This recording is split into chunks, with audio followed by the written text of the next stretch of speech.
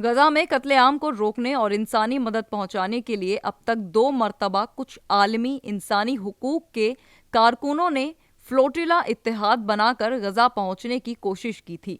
हालांकि उन्हें इजरायली फौज ने अगवा कर लिया था। अब खबर यह है कि गजा में भूखमरी के बढ़ते हुए संकट को देखते हुए 44 ममालिक के 300 से ज्यादा कारकुनों ने ग्लोबल समूद फ्लोटिला बनाकर समुद्री रास्ते से इजरायली नाकेबंदी को तोड़ते हुए गजा में मदद पहुंचाने का ऐलान किया। दरअसल 31 अगस्त को स्पेन के बार्सिलोना बंदरगाह से ग्लोबल समूद फ्लोटिला का एक काफिला रवाना हो चुका है। उनका अगला पड़ाव ट्यूनीशिया है, जहां से 4 सितंबर को तकरीबन 44 ममालिक के 300 कारकुन ग्लोबल समूद फ्लोटिला मुहिम के तहत समुद्री रास्ते से इजरायली घेराबंदी को चैलेंज करते हुए गजा पहुंचाने की कोशिश करेंगे।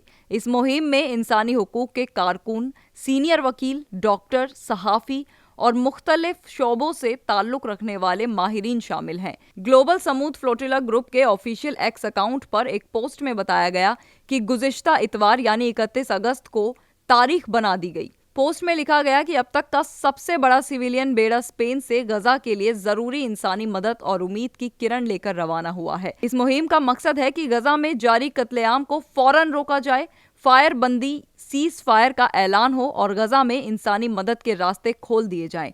ग्लोबल समूद फ्लोटिला मुहिम के तहत गजा में जरूरी तावानाई और राहत सामान पहुंचाने की भी कोशिश की जाएगी। इस मुहिम में दुनिया की कई नामवर शख्सियत भी शामिल हैं, जैसे मशहूर स्वीडिश मौसमी तब्दीली की एक्टिविस्ट ग्रेटा थनबर्ग, कायरिश अदाकार Liam Cunningham, Spanish actor Eduardo Fernandez और बार्सिलोना की साबिक मेयर एडा कोलाउ शामिल है।